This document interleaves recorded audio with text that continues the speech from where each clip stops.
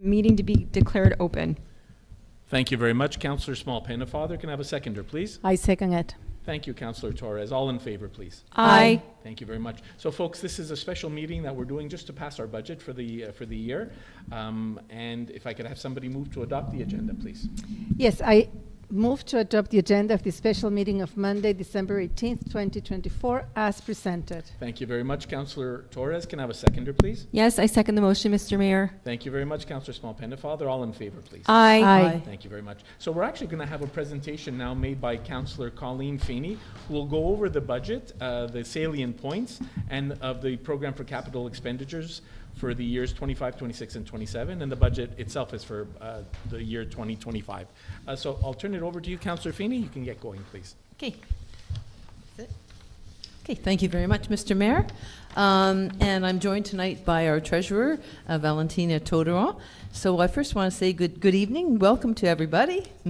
As councillor in charge of finance, I'm pleased to present to you the Montreal-Ouest budget for the year 2025. I will do the presentation in English, but if anybody has questions, they can certainly ask them in French. So we'll start off right away by looking at the first slide, which talks about the objectives of this year's budget. So the objectives of this year's budget are several. First of all, we wanted to ensure strict financial management. This is not just at budget time, but this is all year through. We know with the new recreation center in particular that this is going to be even more important than ever. Number two objective is to diversify revenue sources. This we have tried to do in our budget as well. You'll see some extra revenues from parking arrangements that have been made and from interest in selling certain properties. Number three, supporting our strategic goals. As it's outlined in our strategic financial plans, we do have long-term goals on our infrastructure renewal, and that includes, of course, the Sports and Recreation Centre, but also our other capital needs as well, and you'll see that happening as we go through with our PTI. As well, we'd like to increase our overall tax base. This is a constant objective for ours.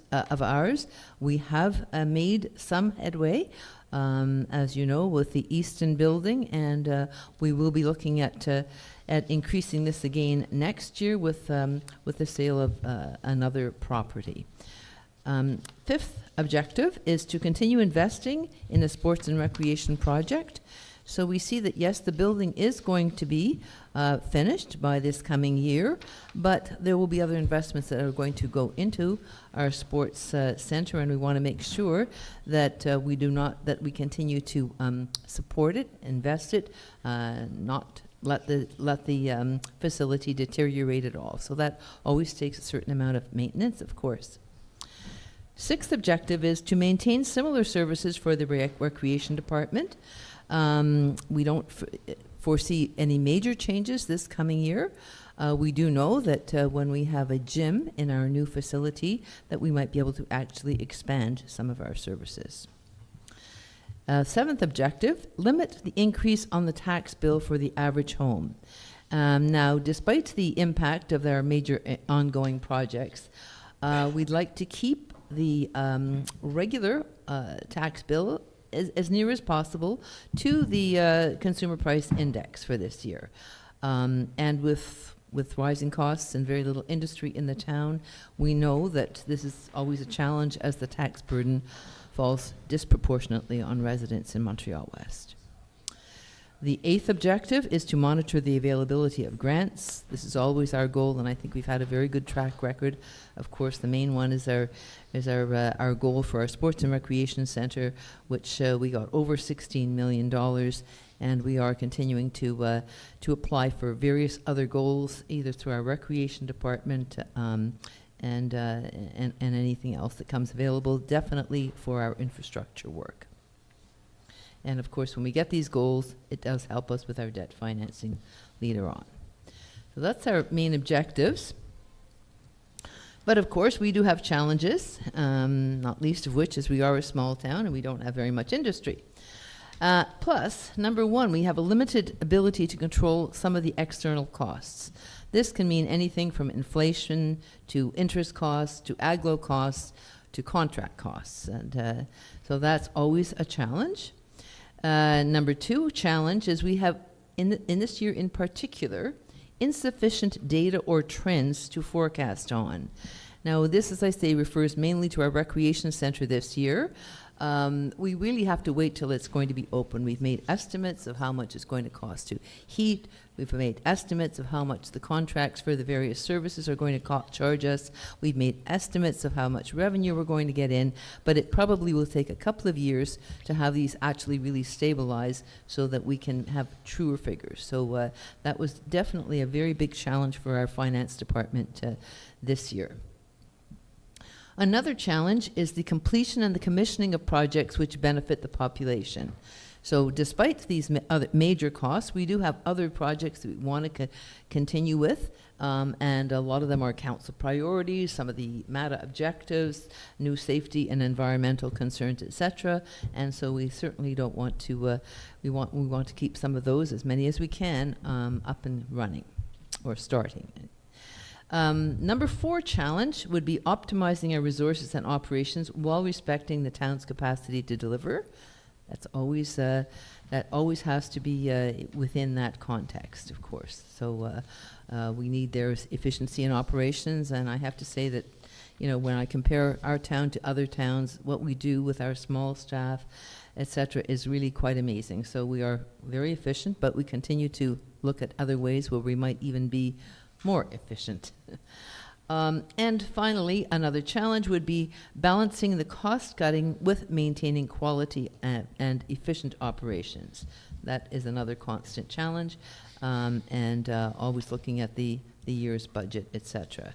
So with that in mind, our finance department and all our managers got together to put together the budget, and we'll start off with our revenues for this coming year.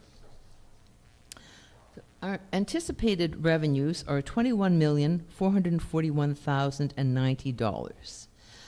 The largest source of that, 83%, is municipal taxes. And the largest source of municipal taxes are the residential taxes.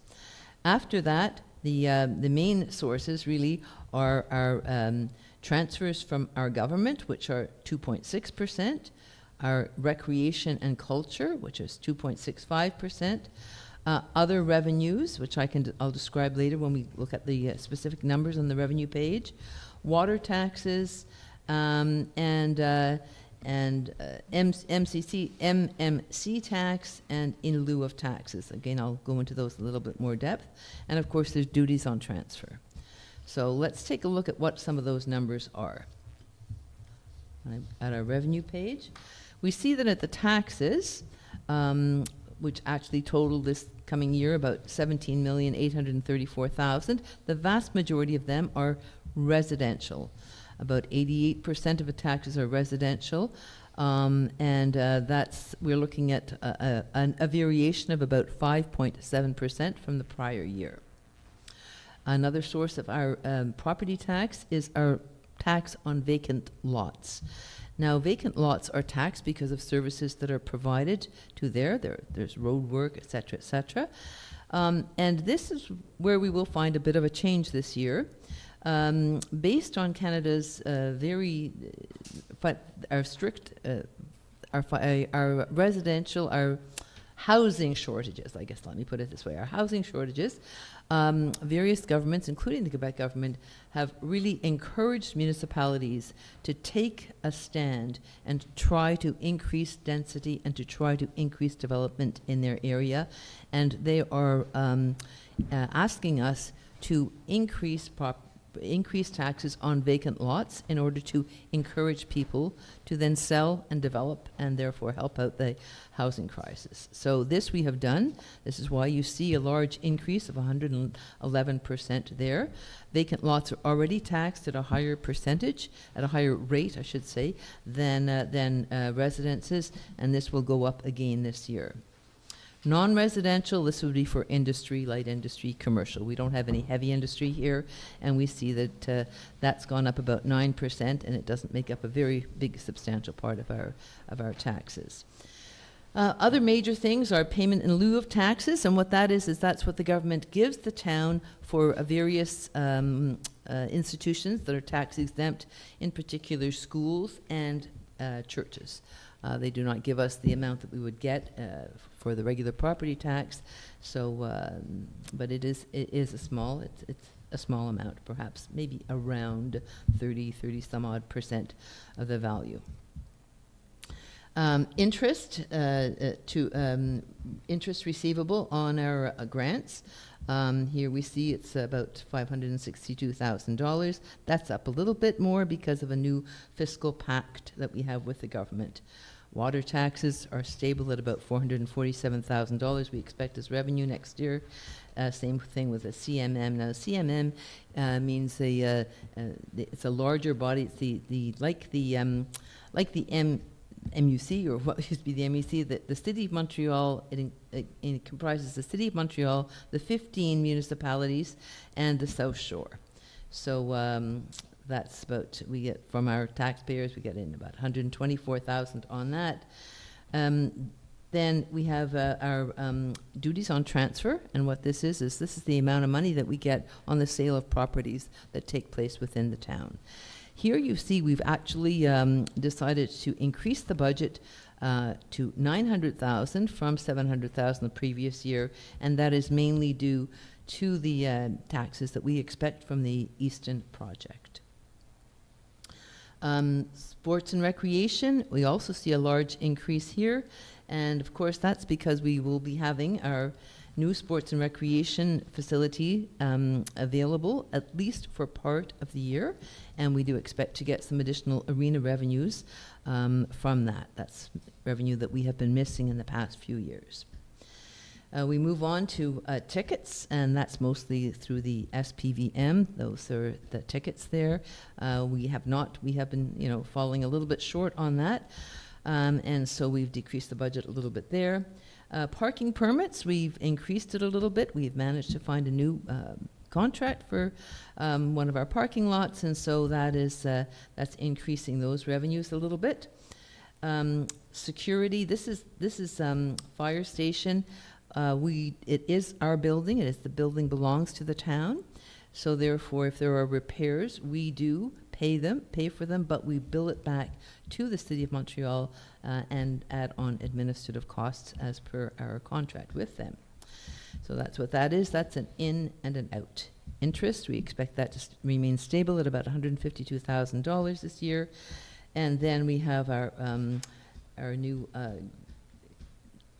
recycling grant, which is $110,000. This is something new this year that the government will be reimbursing us for the cost of our recycling. And then we have other, which is very small amount, $26,000, and that includes services that we provide, such as picking up special garbages, any rental of rooms, rental for movie sets, et cetera, et cetera, et cetera. So that's our total revenue, which is $21,441,090, and that's an increase of 9.1% over the prior year. So now let's look at our expenses. And of course, we must present a balanced budget, so our expenses, not surprisingly, also equal $21,441,090. And that's comprised of two main parts, and I'll go into the details in a moment. First is the AGLO, what we have to pay to the City of Montreal for our fire, policing, road work, etc., public transport. And then that's about 36% of the total pie, and then after that we have our local expenses, which are about 63%. And that is, you can see from the prior year that even though the AGLO has gone up, our own expenses have gone up, so the percentage taken up by the AGLO is actually smaller than the prior year. So now what we want to look at even in more detail is what do our expenses look like locally? How do we divide up all those local expenses? What are we paying for most? So as you can see, if we have our total expenses, the biggest chunk there is the AGLO at 36.74%. And then after that, The other main expenses relate to both the public works and also to recreation. Now, together they make up about 30% of our total expenses. And we have then administration at 11%. That's pretty stable from the prior year. Public security, 2.4%. Same, that's very similar to previous years.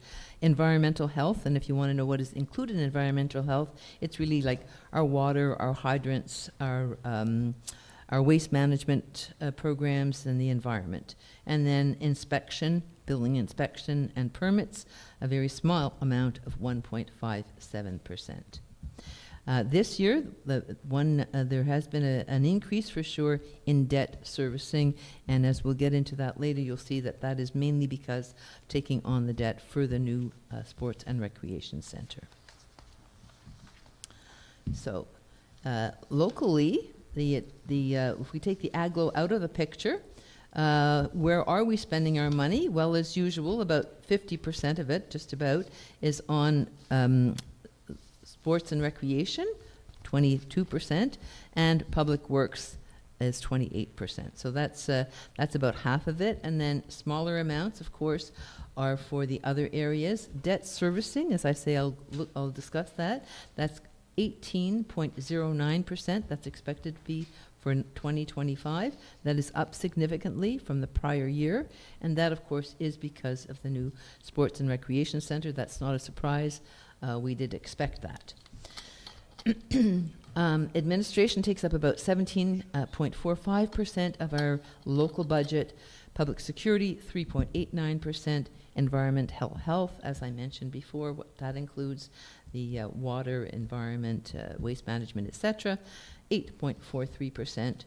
And again, the small amount for inspection and permits at 2.49%. So, let's see how these budgets change from the prior year. If we take a look at our total expenses, we see that under council, we expect an increase of about $66,000, 32%. Normally, that's something that doesn't increase very much, but we do have an election coming up this year, so there will be costs there, and there's also departure severances that have to be budgeted for in case there's a change in the council members. Administration, that's gone up about 20%. We have some new contracts, collective agreement is in there. The pension, we have to do an actuarial pension every few years, so we're due for that this year, so that's a significant cost, as well as increases in IT, insurance, and in legal fees. Public Works, it's really quite stable here. It's going up 4.9. Oh, I'm sorry, I forgot public security. Public security is a slight decrease, and that basically has to do with the personnel. We have some new personnel there, and of course, salaries are a little bit lower. Public Works, again, there's salary increases that are, of course, part of everything every year. And the only other thing that has any kind of significant increase there is equipment maintenance for public works. In the environmental health, we were lucky. We had a decrease. We had a really big bump in some of our contracts a couple of years ago, and they've actually stabilized now. And in addition, as I said, the government is reimbursing us for our recycling. So that's good news on that front. Inspection and permits, that's up a little bit. We are going to be having somebody come in and help us take a look at some of our lands and give suggestions about how we can, better service them and have better ideas on parking, etc. So that's that's an increase there. Sports and recreation, again, as we had to make big, estimates there, we've increased that estimate by about $530,000, and that mainly is because of a lot of the contracts that we'll have on the new building. The building will be open for a while. There will be new personnel that definitely has to come on. We'll be offering more services. The building will be open, longer hours. So for sure, that's the costs that are in there, and we hope to recoup certainly new revenues there. So that's the departmental ones. Then if we come to capital expenditures, we're not going to take any new capital out of our operating budget this coming year. You'll see when we come to our 3-year capital plan, that doesn't mean we're not investing in capital, but we are just doing it through our 3-year plan triennial d'investissement, our PTI. Debt servicing.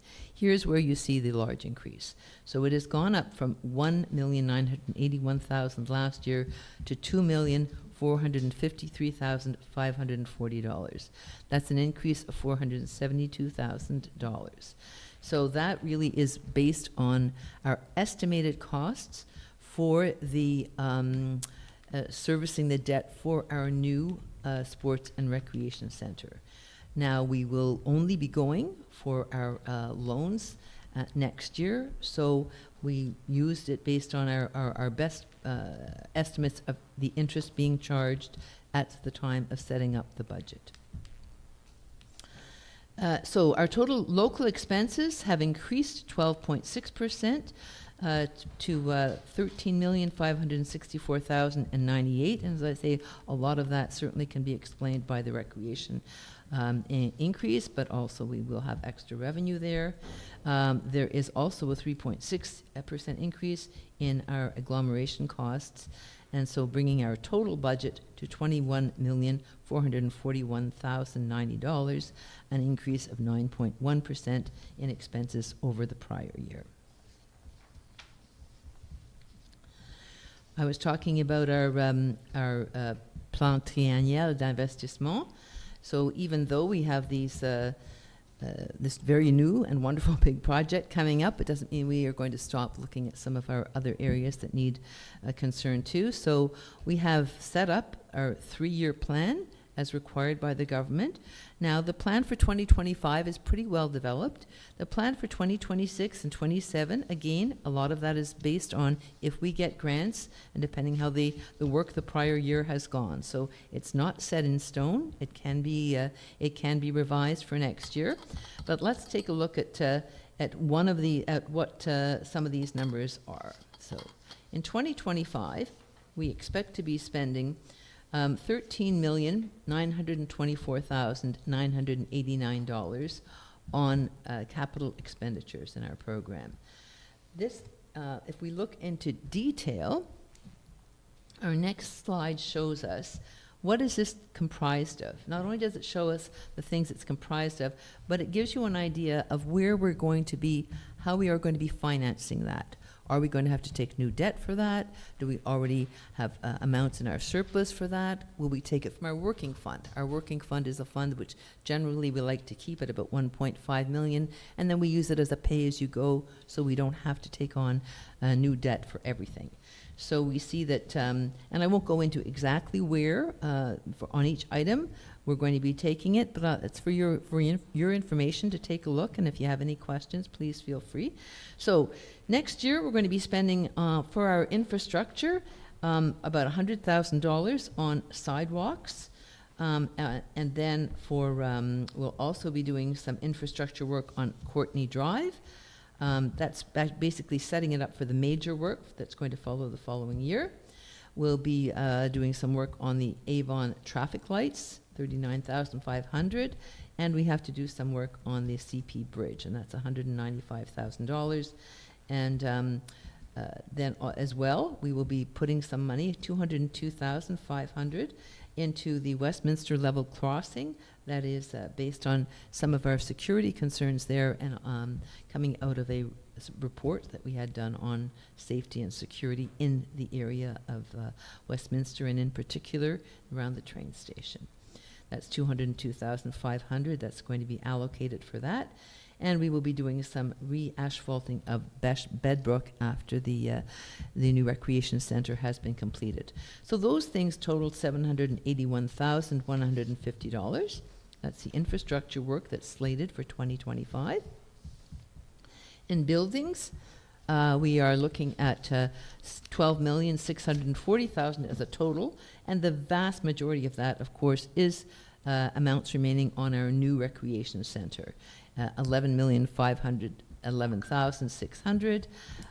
As well, we are be looking at a few things at the town hall, which would be to new electrical work for $344,000, a new emergency fire case at the town hall for $495,000, and the foundation, $50,000.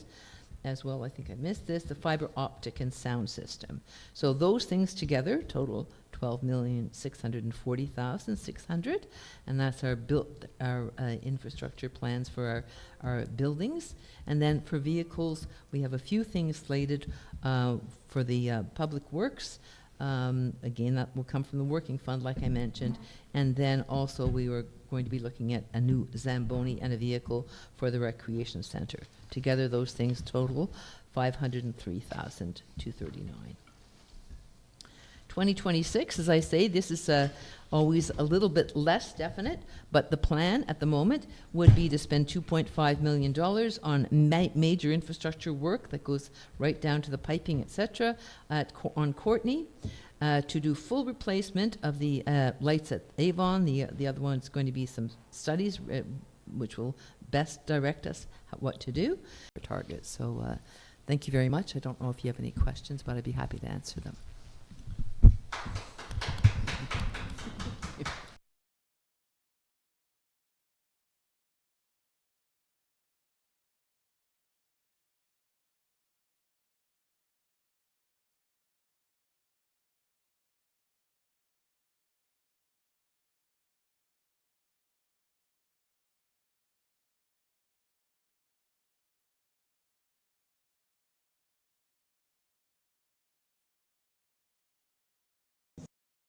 Positive copy of the 2025 budget.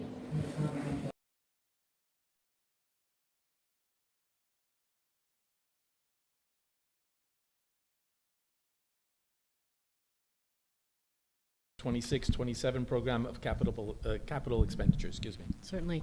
Mr. Mayor, I move that we adopt the 2025, 26, and 27 program of capital expenditures for the town of Montreal-West as follows.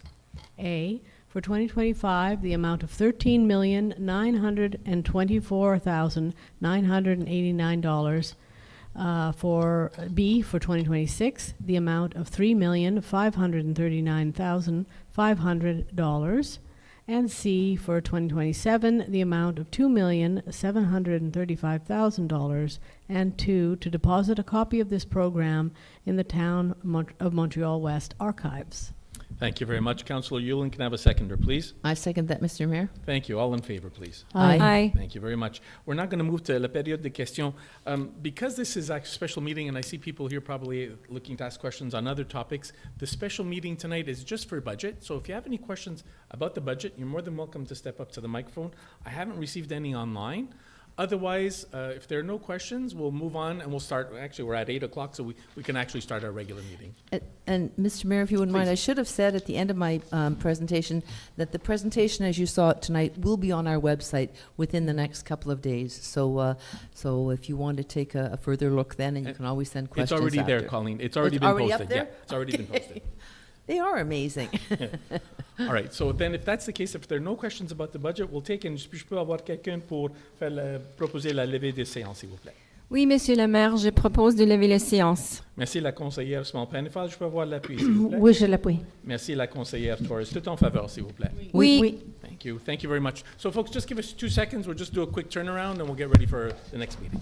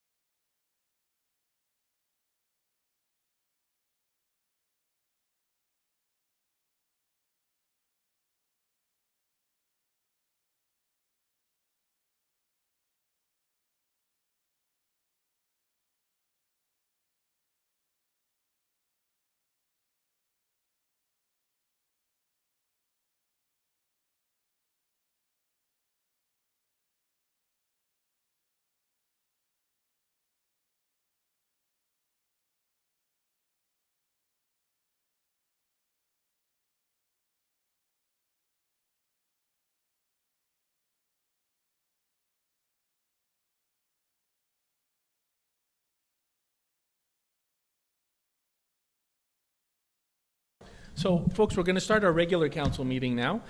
So if I could have somebody propose to open pour l'ouverture de la séance, s'il vous plaît.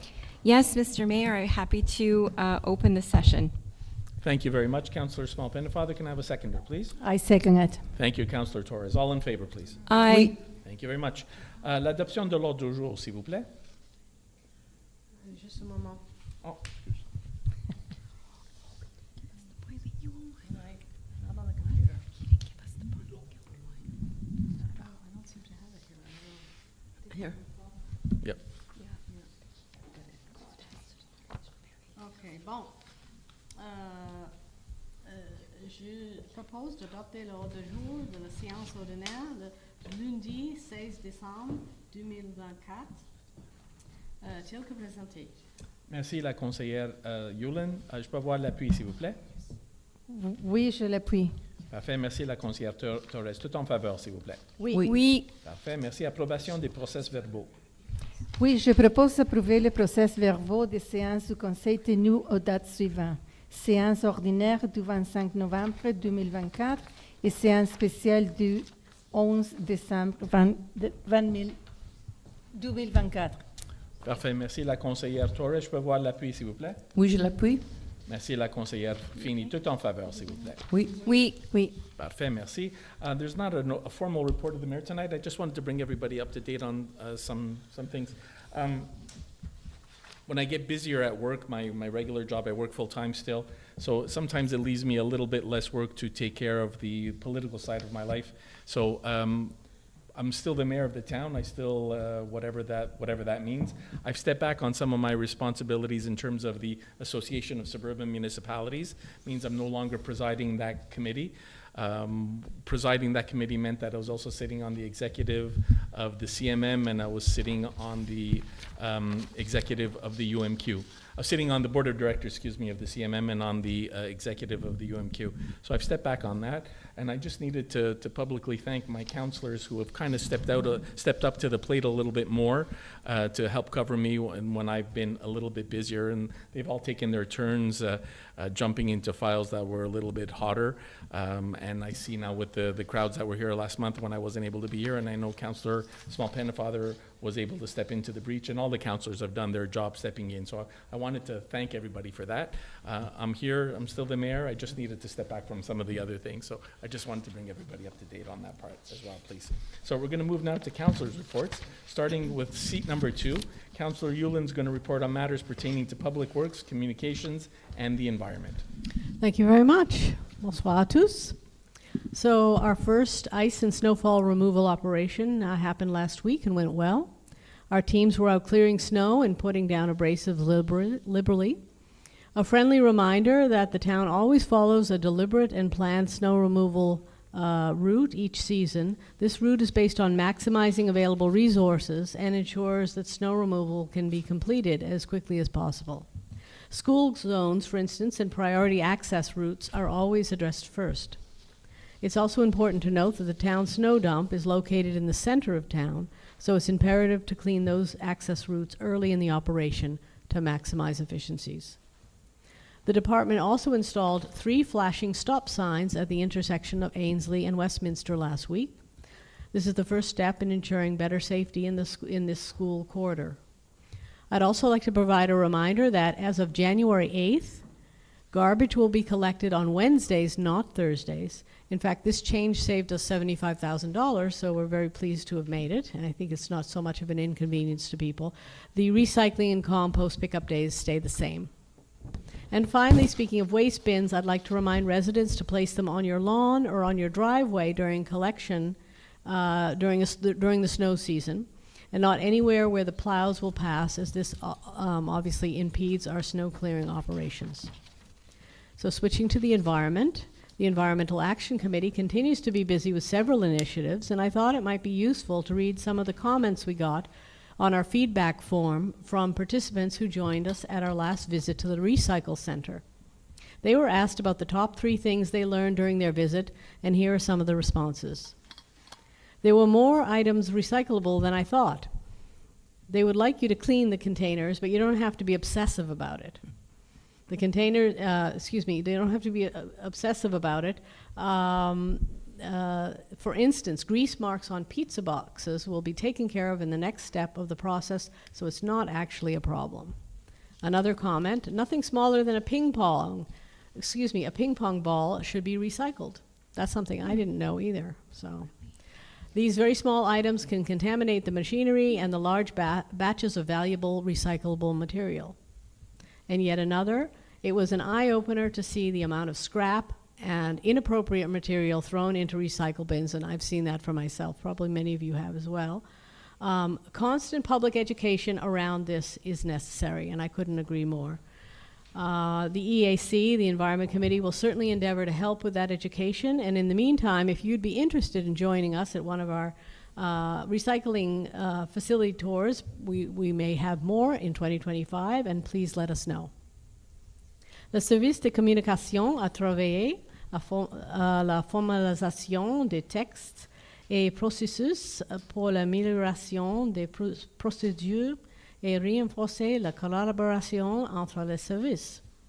Il a également créé et lancé une campagne concernant le changement du jour de collecte de déchets, tout en collaborant avec différents services pour élaborer, diffuser des messages essentiels. That's it for me in my report, but I'm very happy to answer your questions during question period. Thank you. Thank you very much, Councillor Yulin. Reporting from seat number 3 on matters pertaining to finance, recreation, and topics related to the status of an age-friendly municipality, Councillor Colleen Feeney. Thank you very much, Mr. Mayor, and welcome everybody. Bonsoir, good evening. Just a few little administrative notes. The town hall offices will be closed from December 24th to January the 2nd inclusive, and the offices reopen January the 3rd. The tax bills will be mailed out January 21st, and the due dates are February the 20th and May 21st, 2025. Les bureaux de l'Hôtel de Ville seront fermés du 24 décembre au 2 janvier inclus, et les factures d'impôts seront envoyées par la poste le 21 janvier. Les dates d'échéance sont 20 février et 21 mai. Later in this meeting, you'll hear us pass a motion on disbursements. This is what the town spent in this past month. I always like to tell residents where your money has gone this past month. So give you the main highlights of it, that is. So the disbursements for this past month totaled $558,828. 42% of that, or $235,000, was spent on infrastructure, which included sidewalks, $128,000, the recreation center, this just past month, $80,000, and the town hall, $20,000. Another 25%, or $137,000, was spent on deductions at source, benefits, and utilities.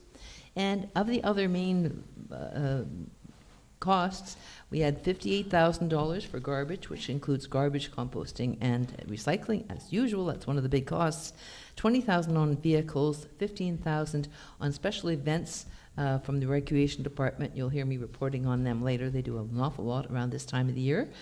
And about $11,000 on environment and trees, and everything else was less than that. So, moving from finance onto recreation now. The community center, the registration for the winter programs has begun, and programs begin the week of January the 6th, 2024. There will be fitness classes and some new language classes as well, and that includes Spanish conversation, French conversation, English creative writing.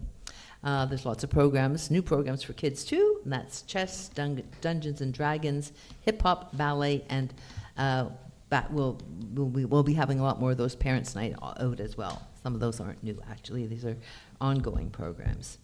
Les inscriptions d'hiver pour tous les cours sont disponibles en ligne. Veuillez vous inscrire pour vous assurer d'avoir une place pour la prochaine session. The March Break Camp is March the 3rd to the 7th, 2025 at the Community Center, and registration opens January the 3rd to residents and non-residents. As I mentioned, we've had a lot of events put on by the Recreation Department. This latest one was Breakfast with Santa, which took place just yesterday here in the Town Hall. About 300 people attended. And we want to thank the volunteers. We want to thank the Shawnee who did the entertainment for the time, and we want to thank Santa for taking the time to visit. We also want to thank Mayor Masawa and his wife Janet, who were essential in the kitchen, and to all those who attended the event, and many families who participated, and also to these following sponsors: St. Viateur Bagel, Quality Fruit Bowl, and the IGA La Paris. That's up at Côte St. Luc Shopping Centre. Another event related to the holidays was Holiday Hounds, in which case people brought in their pets to take photos with Santa on Sunday, November the 24th at the Town Hall. And thanks to the pets and to the mayor and everybody who took part, that was a great success, and I think people got some really great shots of their favorite pet with Santa. The outdoor rinks, weather permitting, we will once again be having outdoor rinks in the following parks: Strathern, George Booth, which will have a hockey rink, Davies, and Rugby, which will have a hockey rink. And finally, onto the seniors portfolio. There's been a lot of activities there too. Just a couple to mention. December the 4th, they had a trip to Upper Canada Playhouse, and they saw the play Home for the Holidays, and they took a large enough group of 24 people. On December the 7th, they had the annual Christmas dinner here at the Town Hall, and a group of 87 people attended. Again, we had great backup help from the Recreation Centre, so thanks to them, and also thanks again to the mayor and his wife who helped with the event, and others who helped make it a great success. Town Hall Public Works did a great job as well, setting and cleaning up for all the events that have been going on. For the seniors, please keep it on your calendar. We will have our active walking group on January the 7th, 2025, but this one will be indoors, and it will be a tour of the Museum of Fine Arts, guided by resident Barbara Brzezinski, who is a tour guide at the museum, and we ask you to please register for that by December the 20th. And on January the 15th, we are going to be having a free lecture at the community center, and it's going to be called Memory Loss, What You Need to Know. The speaker will be Karen DeRue from the AGI, Alzheimer's Group. So I think that's it for me tonight. I want to extend my best wishes to all of you for Merry Christmas, Happy Hanukkah, Happy Holidays. Je souhaite à tous mes meilleurs vœux pour un joyeux Noël, une bonne Hanukkah et de bonnes fêtes de fin de l'année. And we'll see you all in 2025. If you have any questions, please feel free to answer them at the end of the meeting or send me an email. Thank you very much. Thank you very much, Councillor Feeney. I just want to take a second. Councillor Feeney mentioned a couple of times that I hear with my spouse, with my wife working at these events. I just wanted to highlight that we have two spouses in particular of our staff. We have Mike Senderak, who's the spouse of Paula, our Director of Recreation, and we have Dave, who's the spouse of Marion, who's also in our Recreation Department. Both those gentlemen step up. Mike steps up always at Santa's breakfast, and Dave is like the main cook for the seniors dinner. So I just wanted to make a point to thank them for their work as well. They come in strictly volunteer, and they do a great job, and these events wouldn't be as good as they are without their help. So thank you, Councillor Feeney. You're absolutely right. So from seat number 4, reporting on matters pertaining to urban planning, Councillor Maria Torres, please. Thank you. Good evening and welcome. Bonsoir à tous. And the last month, the Urban Planning Department issued 12 permits, mostly for public domain intervention.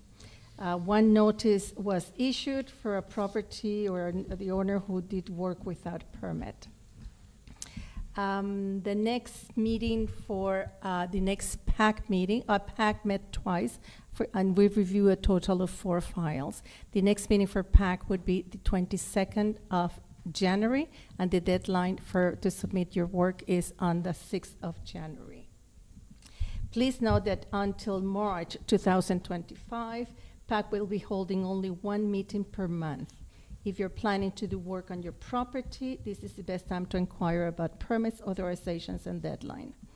La prochaine réunion de le comité consultatif d'urbanisme se tiendra le 22 janvier et la date limite pour soumettre le dossier complet, c'est le 6 janvier 2025.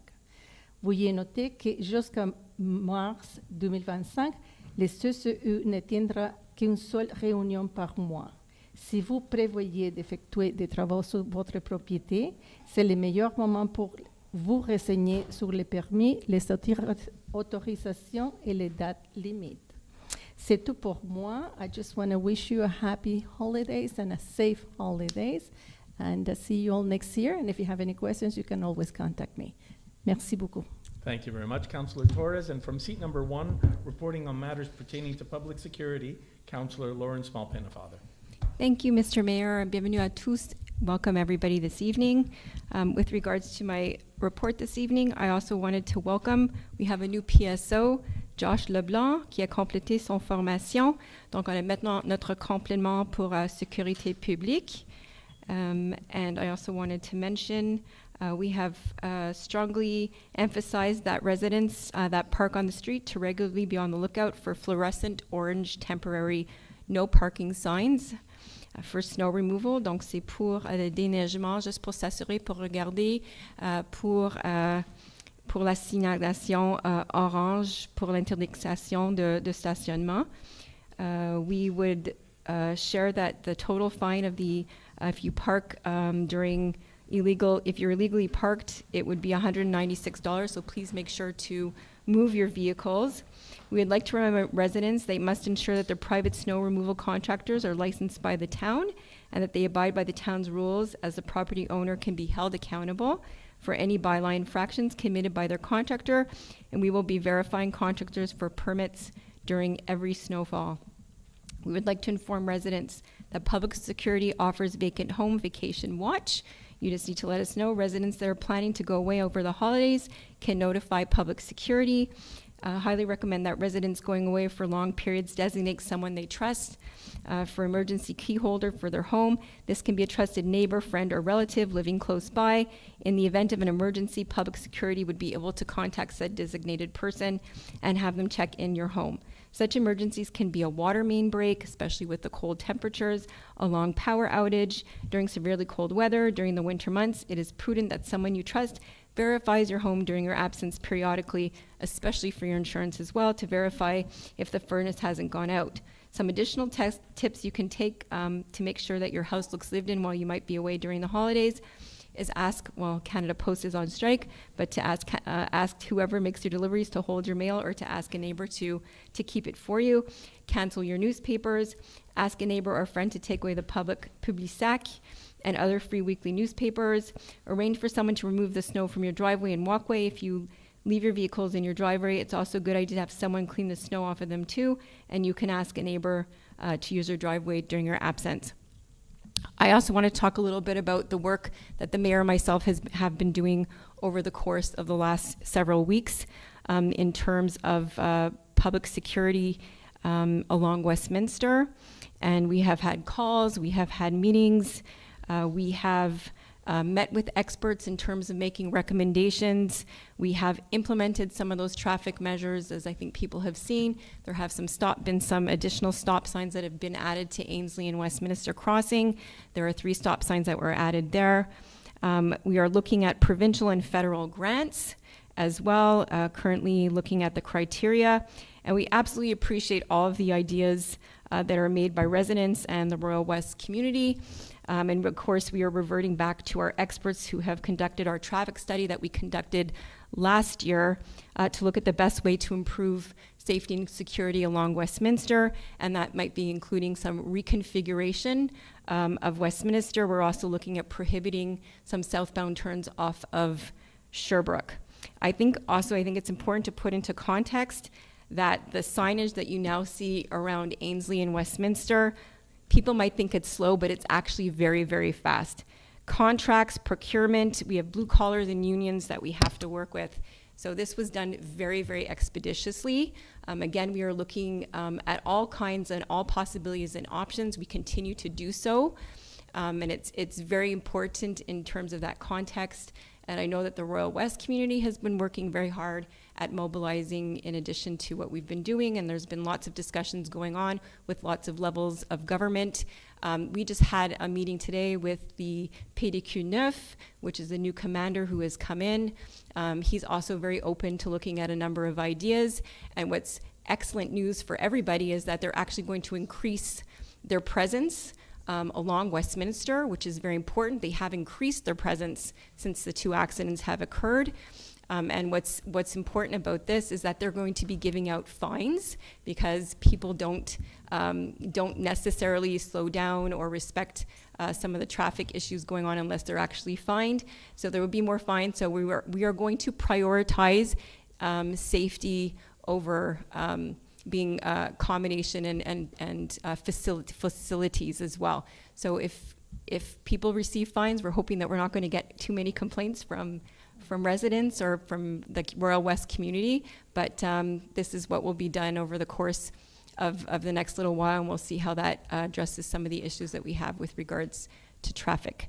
So I will leave it at that, and just wanted to take this opportunity as well to wish everybody a very happy holiday season, a Merry Christmas, Kwanzaa, Happy Hanukkah, and please do not drink and drive.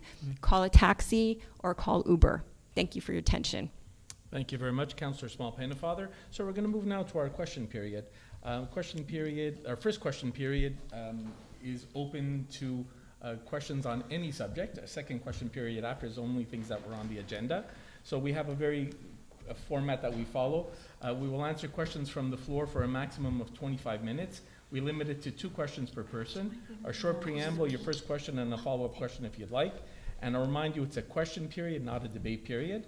After questions from the floor, we'll answer questions that we've received submitted via our online website until 2 p.m. today on any topic.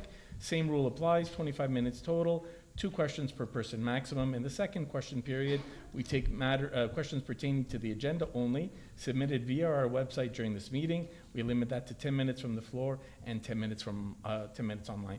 And before you get started, if there are people that are going to ask questions on the same topic, just like if you can, try and group them together so we can answer once. I see a lot of faces that may be asking the same kind of questions over. And we did the same thing on our online. We got a lot of questions online. We kind of grouped them together so we're not hearing us saying the same things 10 times. So if you want, you're more than welcome to step up to the microphone over here. You need to state your name and your address for the records and go ahead and ask your question. Charlie, you first. Come. You first. Go ahead. Come on. There you go.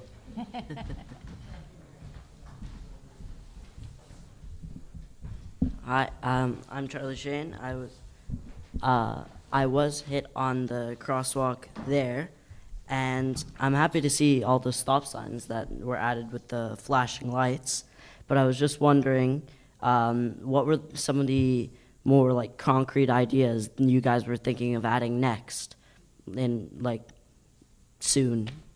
So I'll take that question, Councillor Small-Pennefather. So that was the first thing, and that was a promise I made to Jessica from Royal West. That was something that we could implement fairly quickly, and I kind of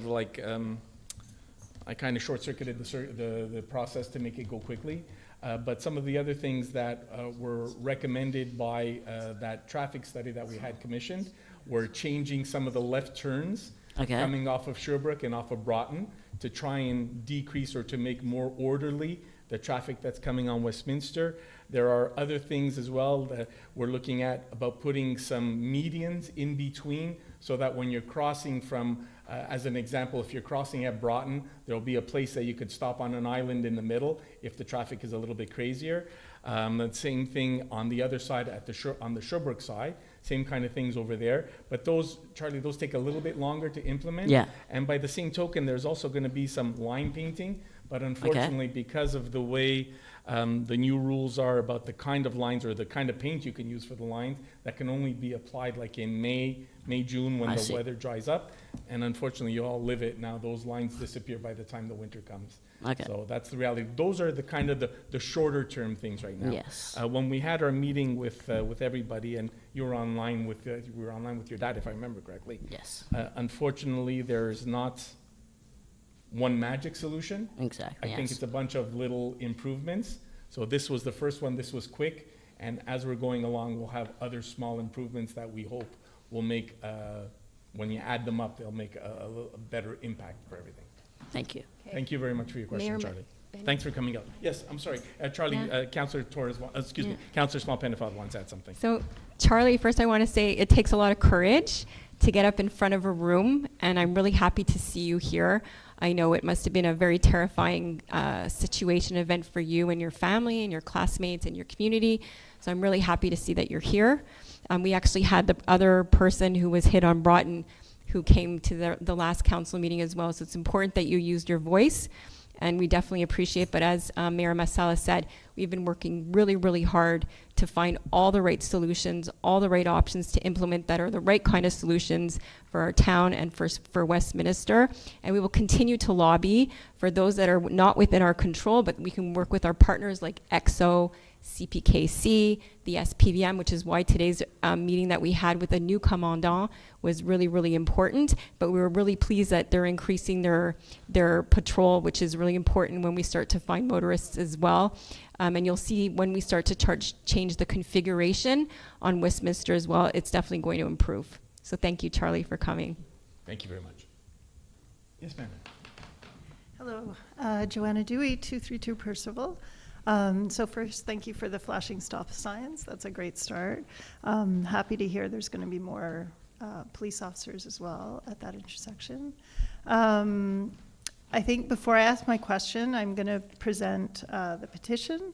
It has 835 signatures in support of measures to make pedestrians safer at Westminster and Ainslie.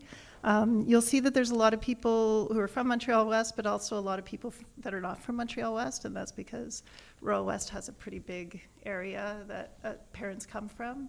And so I think it just shows the amount of support there is for increased safety measures at that intersection. So I can give you this in paper? You can give it to, yes, you can give it to Maître Claude Gilbert, please. Thank you very much. Now I do have a question as well. In the urban plan that's on the website, there's a traffic study that's cited there. It's from 2003. It's back when we were still part of City of Montreal. It was done by SEMA. And the traffic conditions at several of the intersections along Westminster were described as critical and given the lowest possible grade of F. And that was over 20 years ago. They also made 8 recommendations, including installation of traffic lights at Westminster and Sherbrooke and Westminster at Broughton, as well as detection devices on the railroad tracks.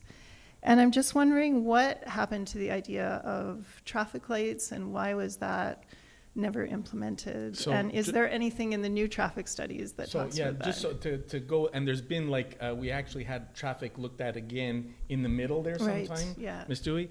And it was actually the same company, I'm pretty sure it was SEMA back at the second, that did the second study. Okay. And they actually recommended against traffic lights at Sherbrooke and against traffic lights at Broughton. Okay. And the reason why is that they said that at the time, that would increase frustration of the drivers, which would lead to inappropriate actions by the drivers coming down Westminster. And that wasn't that long ago. If I had to venture a guess, I would say that was maybe 14 or 15, something along those lines. I don't remember exactly, Okay. but it's funny that you're saying it was actually SEMA again. And I don't know if it was happened to be the same engineer, but they strongly recommended against it because we were really concerned about the level crossing, obviously, but at Broughton, because there were a lot of people crossing at Broughton. In fact, a lot of the students from Royal West were crossing there rather than at Ainslie. And they had the good reflex to ask them to move down to Ainslie, and that's where they're crossing now.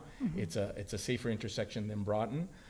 But we actually had traffic engineers telling us not to install lights at Broughton nor at Sherbrooke. And the one at Sherbrooke is very hard because that one has to be coordinated with the trains, and that complexity to get involved to coordinate a system that will take into account the trains when the barriers are coming down. Even they were perplexed at how that could, back then, how it could be implemented. So That's what I remember from it right now offhand. Because I know I've seen pictures, if you go to the rail crossing inventory, you can see all the grade crossings in Canada. Right. And there are places where there's traffic lights right at the trains. But the reality is that there is no place where you have three lines coming in on a main street, and then on top of that to have a garage just around the corner. So that's what makes this one so particularly bad. We have 3 lines coming through. Rush hour, we all know what that's like. Yeah. But even in between rush hours, we have deadheads going just to sit at the garage waiting or for maintenance and things like that. The train garage. Yeah, the train garage. Oh, yeah, I'm okay. sorry. Not Yeah, they Evolution, built yeah. a facility in Lachine. Okay. So what happens is that these trains are going, whether they're going to wait between rush hours or they're going in for service, these barriers are coming down a lot. And like I said, I've said it before, and I've actually had people repeat it to me, people in power repeat it to me. This is one of the most problematic level crossings across the country. Yeah. Not just in Montreal, not in Quebec, across the country. Yeah, So, yeah, Can I it's quite something, add yeah. to that as Yes. well? Yeah, Joanna wanted to point out some of the improvements that have been made since then, and that's obviously the traffic light that's at Avon and Westminster. During Turcotte, we put those in, so we're going to have a more permanent. That was not a permanent one. That'll help with cycling through the lights as well, which will make it more efficient. It has to be coordinated as well with the way the barriers go up and down. Sometimes the barriers are up, sometimes they're down, and they need to be coordinated better in terms of sequencing. EXO put a significant amount of money, over $1 million, into reconfiguring the station. And the reason the reconfiguration was done was to get population off of Westminster. It was supposed to get people to use the underground on Broughton and Sherbrooke, which is why you have the new little édicule, the little building there. So that's the whole idea, was to really to try to get the traffic off of Westminster.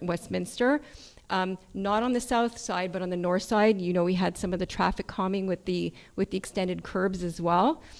So those were some of the things that we have done over the course of, this predates myself, but you have very many iterations of council here who have lobbied consistently with CPKC, because we know the ultimate solution is really trenching the tracks, which is not something that's probably in our near future. So we continue to work, and we see that there are gaps, we see that there are deficits, and we continue to address them through all of the traffic study that we engaged in last year.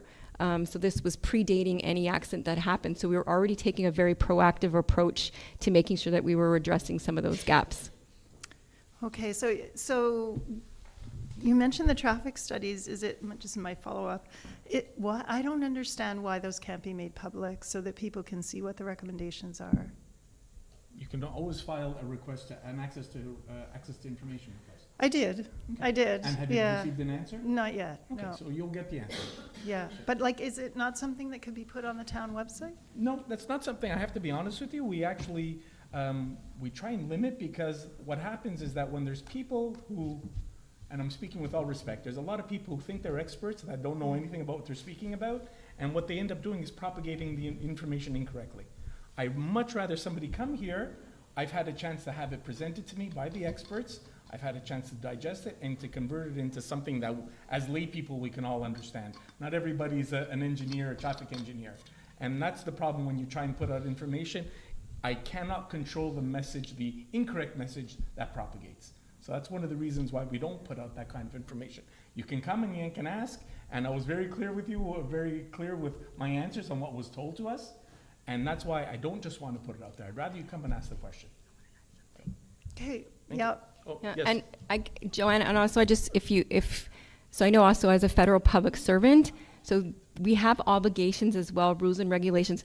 Not every document is public. There's a reason why we have an ATIP process. It happens at the federal level, the provincial level, the municipal level. So part of the ATIP is not just access to information, it's access to information and privacy. So there could be things in there that may not be for public consumption. So we do kind of a rédaction of the document, and I'm speaking more of my experience in federal public service. But then there's a rédaction, and there's a possibility that you might be able to get some excerpts from that report. But I know that I had sent you the link for the access to information. I believe I don't know what the time delay is in responding to you, but I'm sure there'll be a thorough review of the document, and if there's any parts that we could possibly release, we'll definitely look at that, Joanna. Okay, Thank you. Thank you very much for your Thank you. question. Yes, sir. Hi, my name is David. I have I one. just need your address, please, Mr. Sultan. Oh, 16 Westminster. That's Thank you. where I work. Thank you. Okay, I live in NDG, but I work here. In fact, I face the tracks. So the side of the building faces the tracks. I see a lot of things going on. Yeah. And I'm often at the corner of Westminster and Sherbrooke, where 3 years ago I got hit by a car. And it took me 2 years to recover in terms of the injuries completely. It wasn't a terrible accident, but I know what that intersection is all about. So one question I have, and I'll first ask my question, is I know that the westbound trains, when they arrive at the station, they come in and they stop, and the gates go down. Nothing's going on. The train has simply arrived at the station. Then when it starts again, it arrives, the gates go down, then they go up. 2-3 minutes later, when the train starts to exit the station going westbound, they come down again. Absolutely. I know it's some reason, some safety reason that EXO does that. I can't imagine what it is. That's a question, Mr. Solitano, that you have to ask EXO. The way it was explained to me, when they're coming into the station, the signal does not know that the train is going to stop. The signal sees the train coming into the station. It prepares on the Trenum at the Elmhurst side. Yes. That's where the signal. That's where the trip is, and it puts down these because it's saying, "Oh, he's going through the station. I got to put down both barriers." Then what happens is that he stops in the station to load or unload people, Right. and then they get going again. And then the signal says, "Oh, he's not moving. Let me put the barriers back Yeah. up." And then when he gets moving again, they go back down. That I live it. I understand the frustration, and I understand how that causes. It's a safety hazard. It's a safety hazard, and what it does is it causes impatient and stupid reactions. by Right, drivers. exactly. Completely understand that. Okay. But that's the question. Why they do that? I think that's a question for EXO because nobody's ever explained to me further than that why it has to be like that. Okay, because if you have some other sensor that knows at a certain point that the train passes it, then the gates go down. Yeah. When it comes into the station, and if it doesn't pass that sensor, which is maybe 2 feet ahead of where the train actually stops, it will not trigger the big gates to go down. And So I don't understand. And in fact, I'll go even a step further. At one point, EXO was or is still considering shifting the station a little bit further east. Yeah, And by doing that, what that does is then, as they're coming through Montreal-West, it's not a question of they're loading or not loading. They're coming through on Westminster, and they're out of our hair a little bit quicker, oh, you know? But then, again, that's something you have to discuss with EXO. We have absolutely no input on that at all. okay. I understand that. I was wondering why the city didn't talk to EXO about it and get more details. We've spoken to EXO a million times. Yeah. Well, Your second question. I'd like to hear their answer. Anyway, okay, the other thing is not a question, but because I'm at that corner all the time, I made a 16-point report Okay, for recommendations of what can be done at that intersection okay, so that it'll be much more safe. okay. So I'll submit that I report. appreciate you'll give it to, and just so I understand, what's your background, Mr. Solitano, just so I, I'm a chemical engineer. perfect, okay. And- Just so we can give it to Okay. Claude and he'll pass it along to us. Yes, okay. Thank And you. I did present it to Dimitrios from Okay. Public Safety. Okay. The whole thing, we spent half an hour there. He liked every idea. The only idea he didn't like was to put a speed bump that, of course, if the fire trucks and the police are going through, you can't put, which I hadn't thought of. They always fight us on that. but Yes, that's a different okay, story. thanks a lot. I appreciate it. You can wanna deposit leave that your- with Claude. Yeah. I'm not talking in the mic? Okay, I apologize. Okay, all right, thank you very much, Sandra.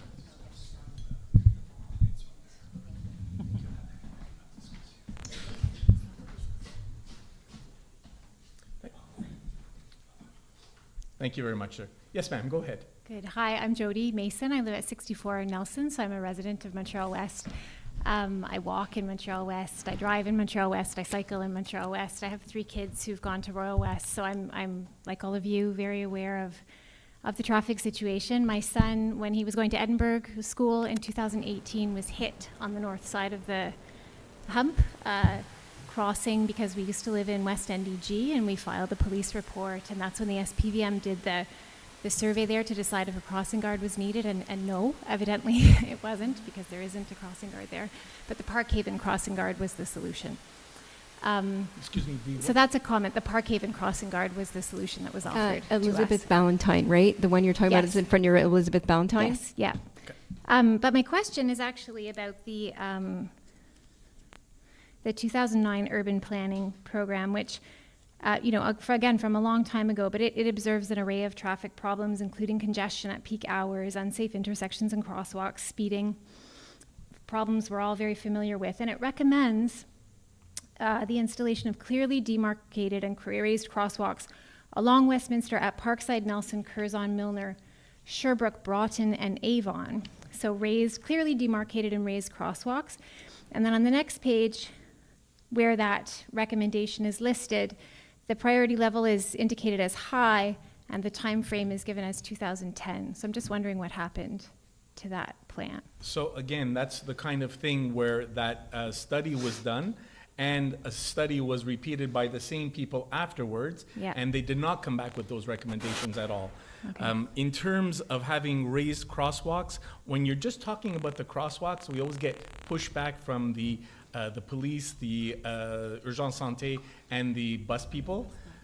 Now that we're looking more at raised, what they call raised tableau, where you raise the whole intersection Right. rather than just the crosswalks, it's gaining a little bit, or I don't want to say it's gaining acceptance, there's less resistance to it. How we also address some of the crosswalks or some of the crossings on Westminster is we put out those huge bump outs. And those bump outs, I got all kinds of grief from the people from Côte Saint Luc saying, oh, that's stupid, stupid, stupid. We They did help with it. studies, the stopping quality was so much better at those intersections because of that reason. So that's the kind of thing, well, yeah, everybody complains that it was a crazy idea, but it worked, and it's done a better job of having people stop. So again, when we look now at the new study, we didn't go past Curzon. I'm fairly sure we just did from Curzon. Am I right, Raphael? Or I'm pretty sure Milner. From Curzon? Milner. From Milner? Yeah, from Milner, sorry, yeah, from Milner to coming Avon. down. So we didn't go further up on the other side yet to reevaluate those. But like I that said, we had second- studies afterwards that Right, said no. but that second traffic study you said, I think, was done in 2014 or 15. Something like that. I don't But remember this the said actual date. recommended time frame 2010, and this is from 2009. So I'm just wondering why that wasn't, like, maybe no one here knows, but that's I a don't- long time before 2014, Yeah, right? I don't know that answer. I have to be honest with you. And I was sitting on council, 2009, I was the mayor still already. Yes. So I don't even remember that study being brought up and saying that we had to do that. Right. Like I Anyway, said, it's that could have been interesting, anything. right, to see. I mean, this has been an urgent issue in the community for a long time. I'm sorry? Yeah, and it's been an urgent issue in the community for a Yeah, long time. and like I said, when you evidently, look at the right? study now that we had done, it also talks about the qualification of the stops and what the quality of the intersections that need to be looked at, and Yeah. a lot of them are not good intersections, and that's why we're addressing them now. Yeah. Okay. Benny, can I Thank you. add Yes, something ma'am, too? go ahead. Yeah, I also just wanted to add as well, just to clarify that obviously the poor comportment of drivers as well. That's why the increase of police presence is course, super, yeah. super important. There's more densification in the area from Côte Saint Luc and NDG. It's not even coming from Montreal-West. We're the only exit out of the west end of the city. It's a perfect argument for the Cavendish extension. So there are a number of other moving parts that also need to be addressed in parallel to the things that the town is doing. But like I said, both myself and the mayor can absolutely confirm that there are things that are definitely moving along as they should be, and they're on time to be delivered when they should be as well. And you'll be seeing some improvements shortly, especially like the mayor said, I don't know if people are aware, but because of environmental regulations, the paint that used to be used on crosswalks had a lot of lead in it. So it's no longer, it's a provincial regulation, you're no longer allowed to use these kind of paint, which is why it disappears in our kind of winter with the salt, with the erosion. So we have to wait also for the spring to come to do some of the new markings on the road, but you will definitely see some improvements between now and the spring. Thank Thank you you. very much for your question, ma'am. Mr. Rosenstein. Hi. Hi. I work in Montreal-West, and I witnessed... Steve Rosenstein. I work at Westminster 16. I'm actually very good friends with Dave. I witnessed his accident on Westminster and Sherbrooke. It was pretty scary to watch. I live in the Cary area, and they made a wonderful overpass over to Cary Expressway to go to the Royal Mount shopping mall. Can they build an overpass like that in this area for people to cross Westminster and Sherbrooke? That was the overpass at Royalmont was paid for by the developer over there. He had a vested interest in making it easy for people to get across over there, a financial interest in doing that. Our issue always was when we try to do any kind of an overpass, it kind of destroys the commercial district. So anything that we do, that's why we've always advocated to lower the tracks. That was always the issue, because lowering the tracks would not kill our commercial district. The reality is anything else, and I'll look at the example of Côte St. Luc Road at Robert Burns. That used to be a level crossing over there, and they made it a deep underpass, and there was only a small building, there was nothing else going on there, but it's made that a hovel over there. It just got burned out. So it's, in our mind, it's always been a question of lowering the tracks rather than doing any kind of an overpass. Okay. They have found some pretty interesting ways of getting animals to cross traffic in the world. Maybe you should look into some of the studies, how they get animals to cross major highways without getting run over. Absolutely. Quite honestly, where my son lives in Florida, they actually have an overpass for the animals to get from one side of a busy road to the other side. And it's all about overpasses and underpasses. Absolutely. Thank you so I've much. seen it. Thanks, Mr. Rosenstein. Yes, sir. I'd like to introduce myself. My name is Christian Lim Wilson. I live at 4822 Patricia in NDG. Yes, sir. And I am a Royal West student. So last month, I was almost hit by a car while going to school in the morning because a truck went through the sidewalk. I was just wondering if that could be prevented if there was more police or crossing guards around.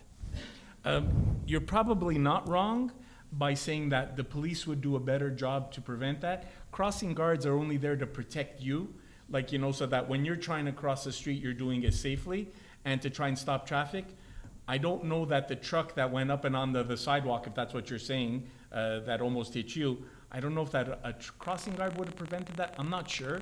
Police definitely would have done a job with that, and we actually had commitment today from the commandant at PDQ9 that he's going to be increasing the amount of police presence here in Montreal-West to help address some of these issues. Thank you. Thanks for your question, sir.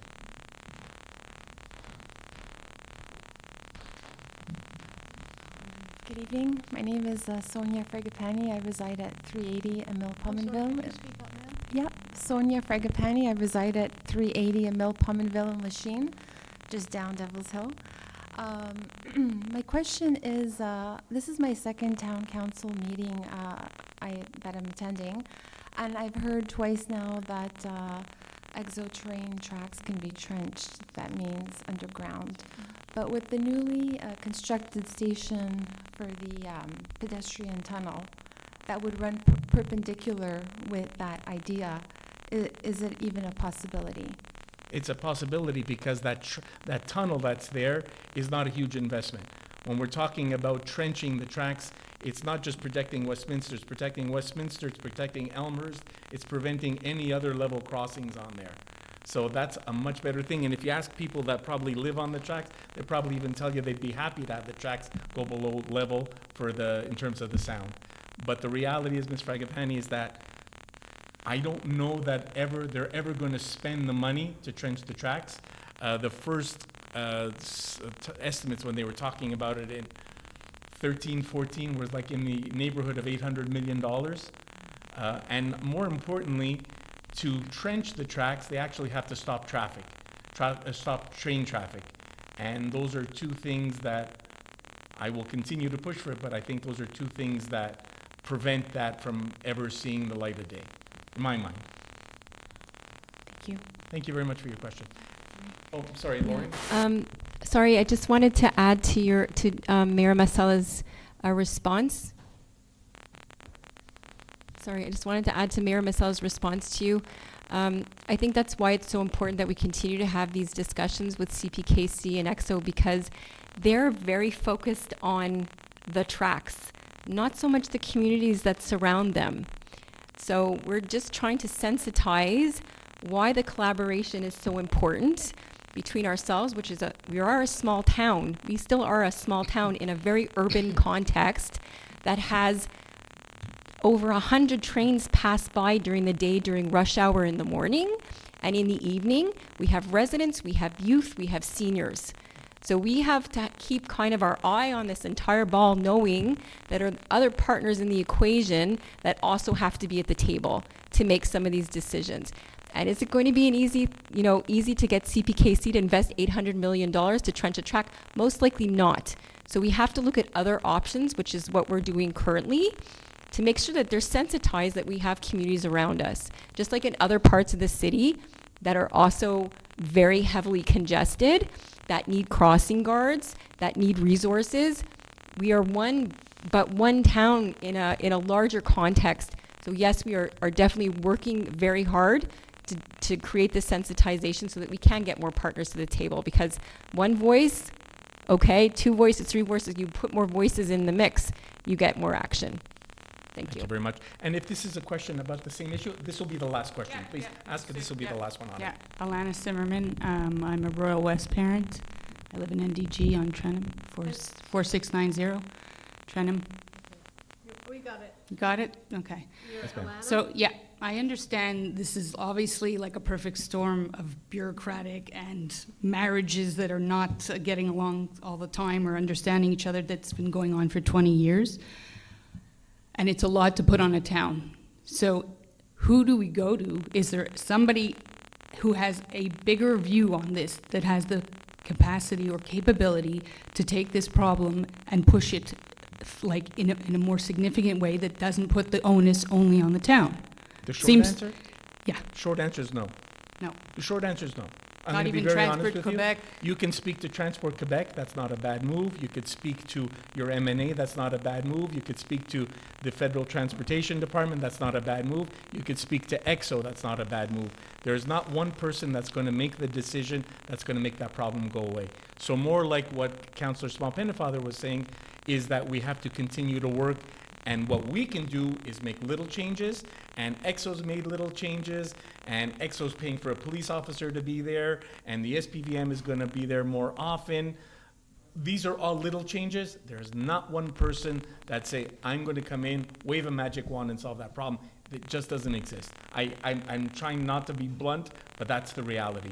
And this problem is not 20 to 30 years old. This problem is 50 years old, probably 100 years old. But as we're going along, and as more and more cars are trying to come down Westminster and stay away from the Decari exit, that's what we're facing. So somebody's also got to pull up their big person pants and open up Cavendish to alleviate some of this. Yeah, well, that brings me to my second question. Where are we at with that? Like, because Côte St. Luc is putting a huge load on this intersection. And Côte St. Luc also understands, not because of the load coming down here, but Côte St. Luc also understands that they need to have an exit so that their people can get out elsewhere. So Côte St. Luc is all in favor of trying to make some kind of an exit at Cavendish. They've been the most vocal ones because they're the ones most directly affected by it.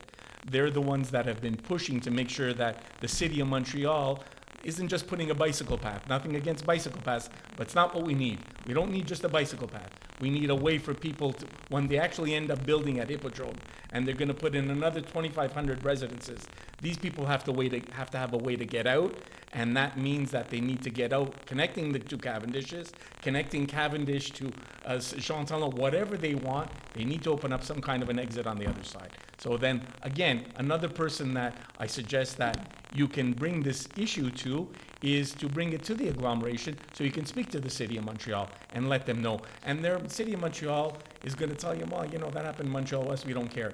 But what you need to speak to them about is opening up Cavendish so that there's another exit for people coming out of NDG, coming out of Montreal-West, coming out of Côte St. Luc. They don't all have to come down a small road.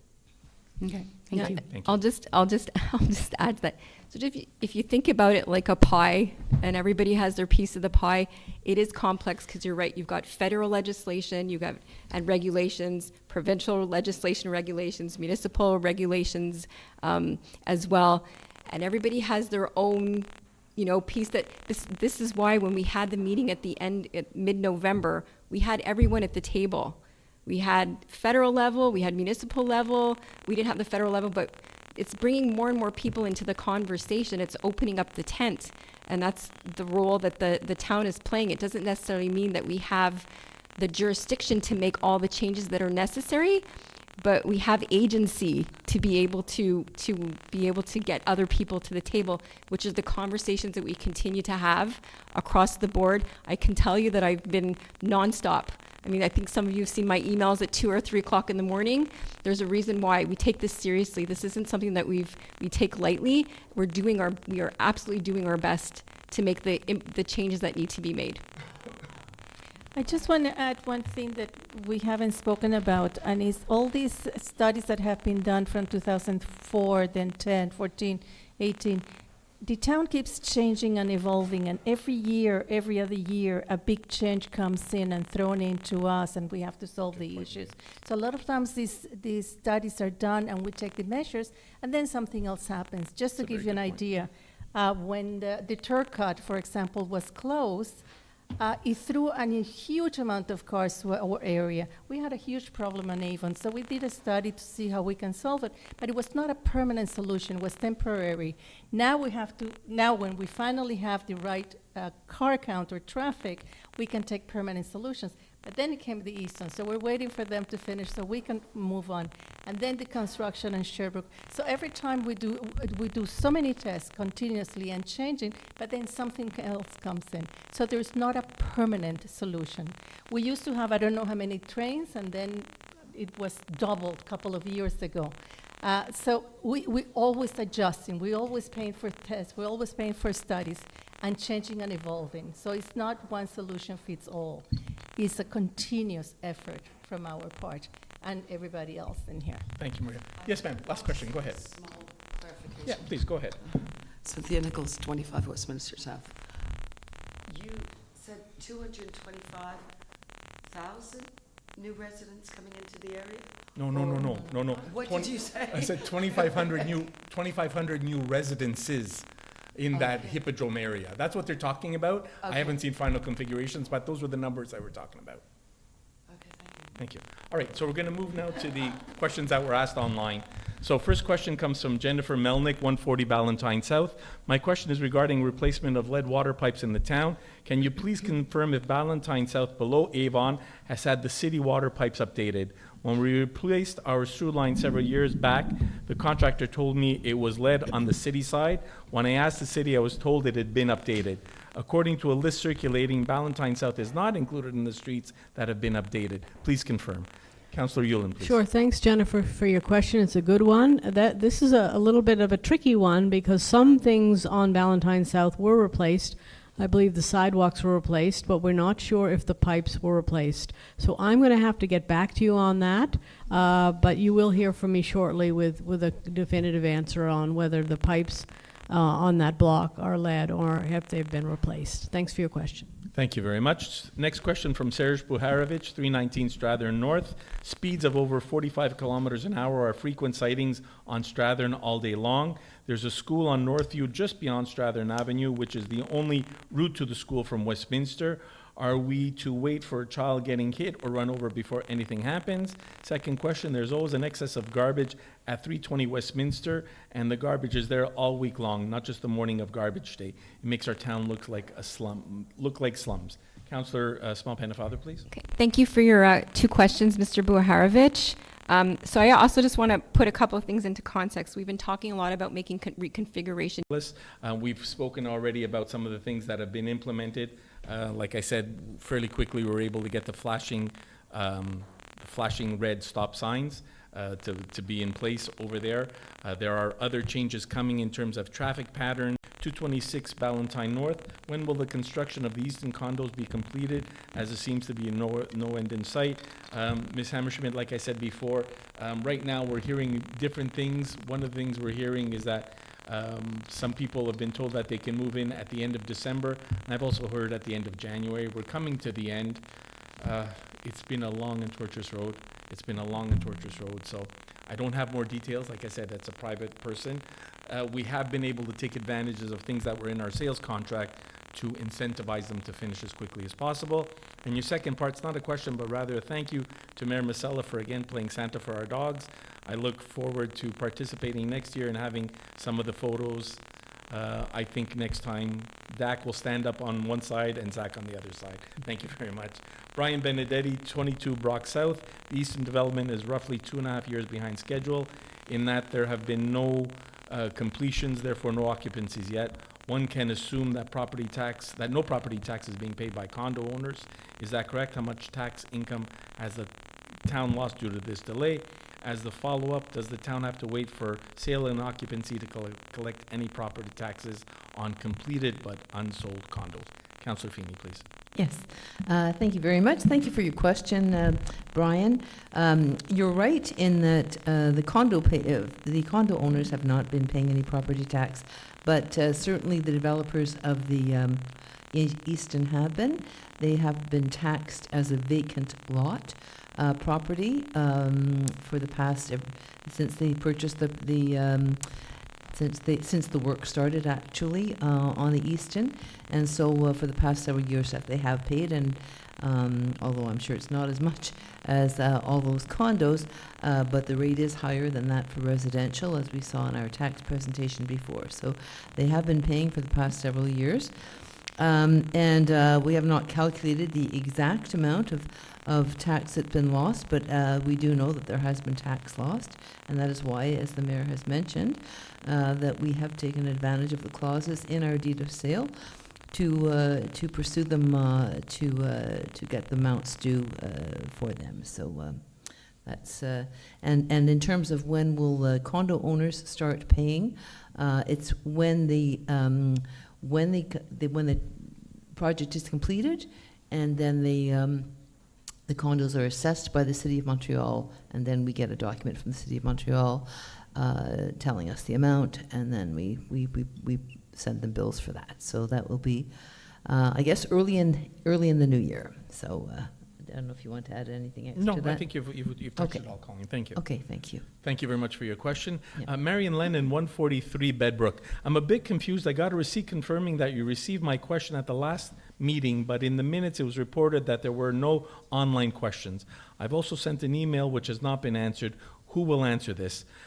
If I could suggest, Miss Lennon, I'm sorry, we all looked back. We did not find any email that came from you.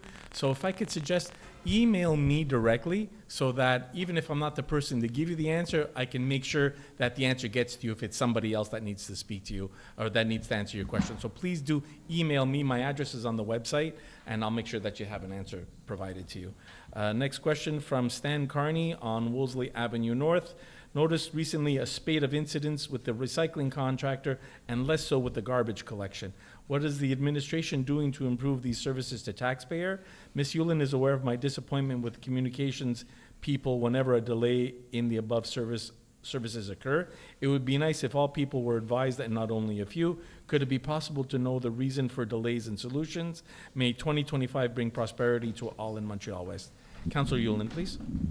Yes, thanks, Mr. Carney, for your question. Yes, we did go back and forth by email on this, but I'll just say, as I mentioned to you previously, that we keep track of the complaints with these contractors, and we do get, you're not wrong to say that there's a fair amount, particularly with the recycling contractor, where they miss pickups and such.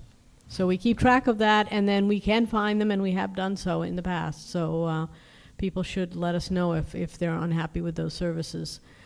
In terms of the communication, if bins aren't picked up, we had a nice talk about that in caucus earlier, and we'll be looking for some other solutions besides just asking people to go to the website if there are going to be widespread either delays or missed pickups. If it's a small, isolated area, we do ask people just to check the website or to call Public Works. But if it's a larger area, which sometimes it is, several streets, we will look at sending out some more proactive communication. Thanks for your question. Thank you very much. Andy Malolepsy, 321 Brock North. Regarding the Eastern project, my understanding is that the first purchasers will be seeing their notaries between the 15th and the 20th of January. I don't know, however, when the building will be ready to be occupied. Does the town have a better idea of the time frame when the project is completed and ready for occupancy? We had that chat yesterday, Mr. Malolepsy. We don't have a better time frame than that. But if they are seeing their notaries the 15th to 20th, I would assume that they will be able to get occupancy not long after that. But before they can be given occupancy, an architect has to sign off that the project is finished and is occupiable, and the town has yet to receive any kind of note along those lines. Next question comes from Jim Mullally, 112 Broughton. Mr. Mullally has asked the same question at least 2 other occasions concerning drain vac and drains that were that he saw drain vac taken care of on on Brock Avenue South.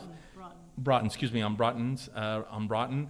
That question was answered a couple of times, Mr. Mullally. We're not going to answer it again.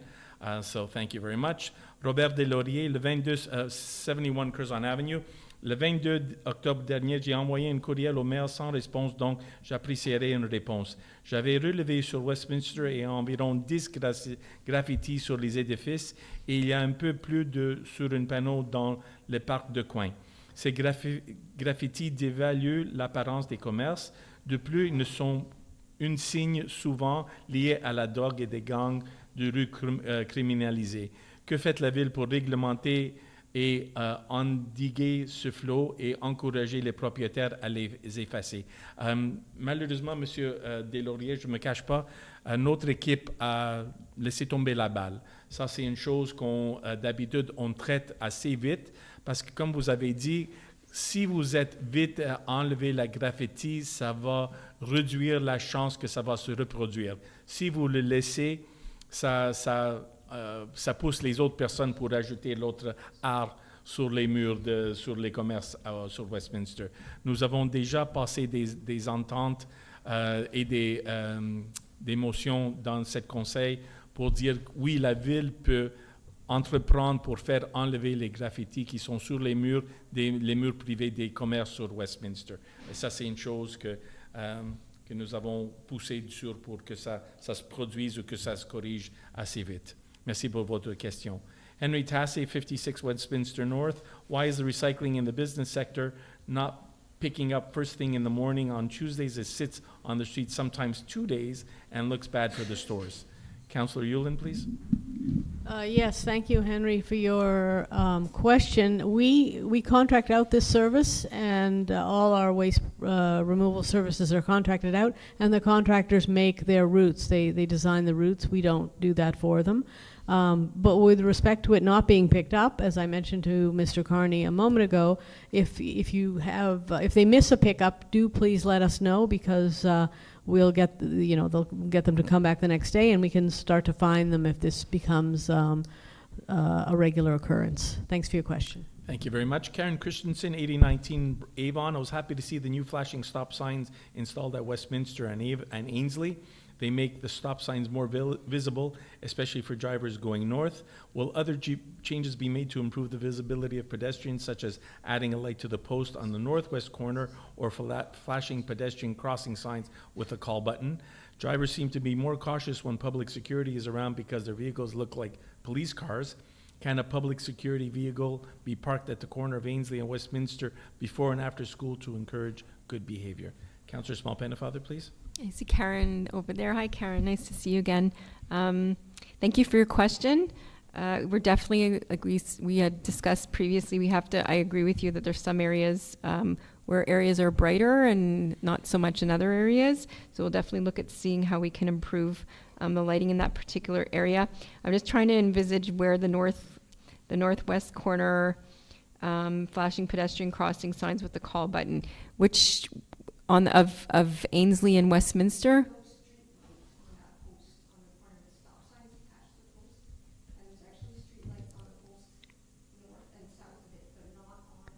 Okay. Okay, we'll take a look. We'll take a look at it for sure. I'll send it. Our town DG is here. I'll send it to her to see if she can follow up with Public Works to see if something can be improved there.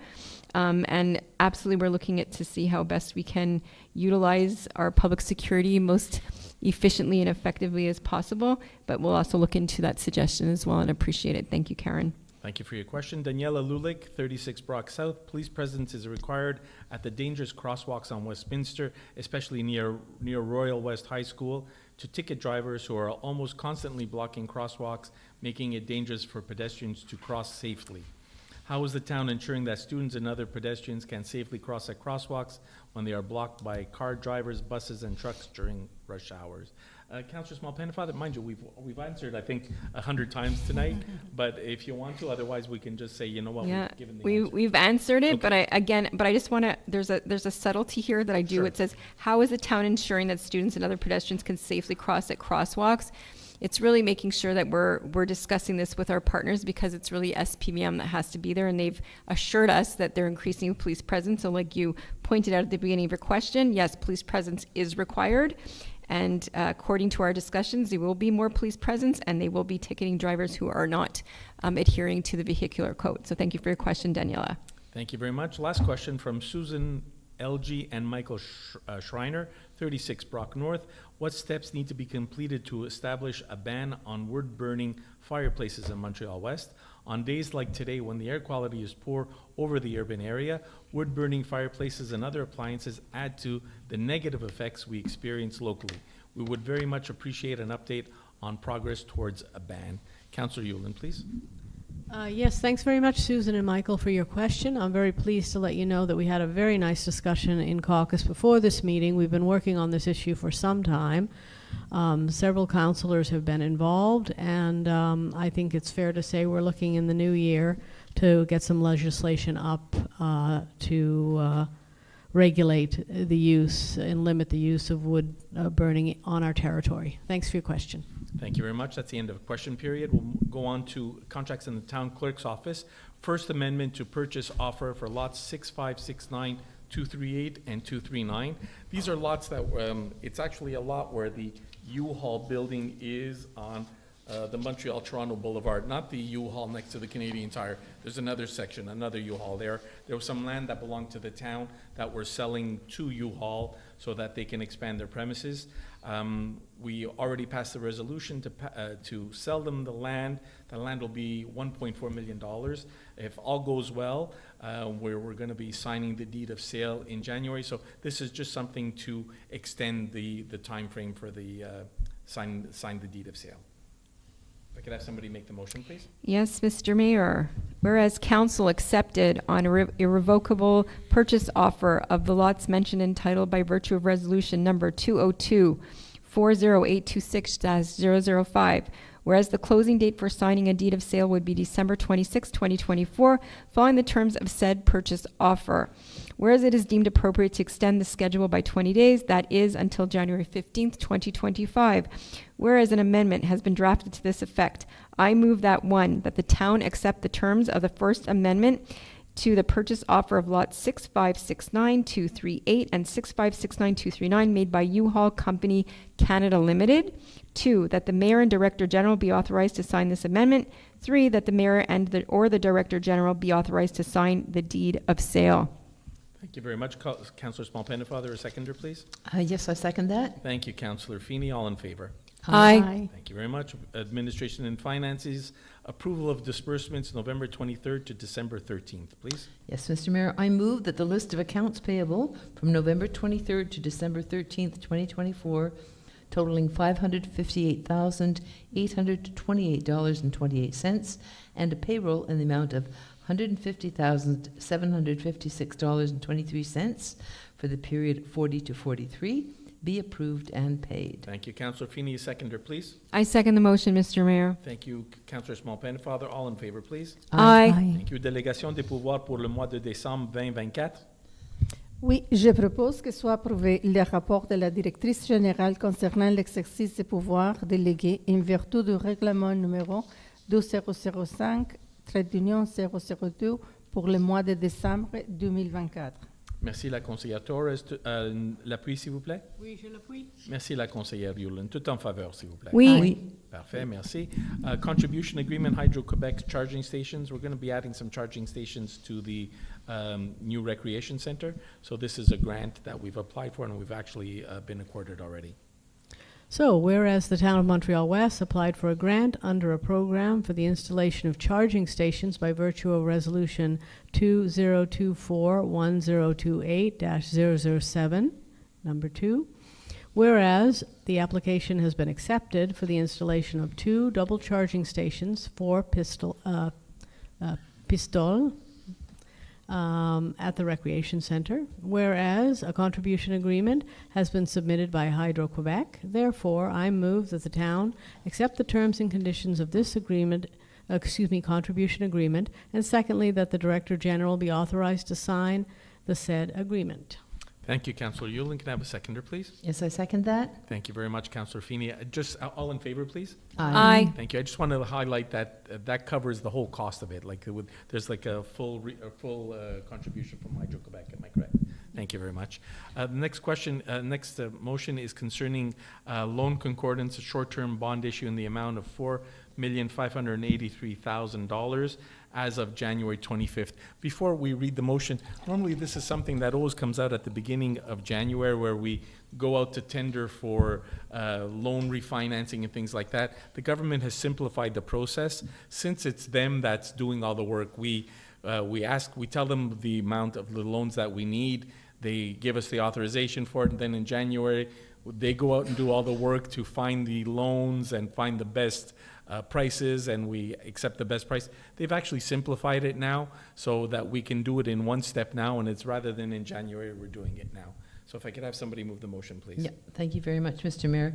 And also just to say that, to clarify for people, this is not a new debt. This is debt, as you will see in the in the resolution that goes back to 2009, between 2009 and 2019. It's not related to the new recreation centre. Yeah, good point.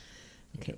Whereas the Town of Montreal-West intends to issue a series of bonds in the amount of $4,583,000 as of January 25th, 2025, in accordance with the following loan bylaws, up to the amount indicated with respect to each one of them. So I'll state the loan bylaw and the amount borrowed. Bylaw number 2009-004 for $931,400. Bylaw number 2012-004, $53,700. Bylaw 2012-009, $610,000. Bylaw 2014-006, $288,000. That was related to PIQM. 2014-006, $477,700. And then there's 2 for 2019-001. The first is for a primo loan, and that was $809,500, and another one for $1,412,700. Whereas for the purposes of the said issue, the bylaws under which these bonds are issued must be amended.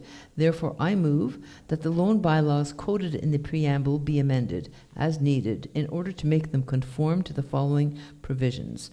With respect to the loan amount, which is specified for each of these bylaws, to which the said $4,583,000 bond issue is related. Number 1, the bonds, on the basis of one of each annual term, shall be dated January 24th, 2025. Second, the interest on the bonds shall be payable semi-annually on January 24th and July 24th of each year. Third, the bonds will be signed by Mr. Benny Masala, Mayor, and Ms. Maria Toderon, Treasurer. Fourth, the bonds shall be registered in the name of the CDS Clearing and Depository Services, Inc., CDS, and shall be deposited with the said institution.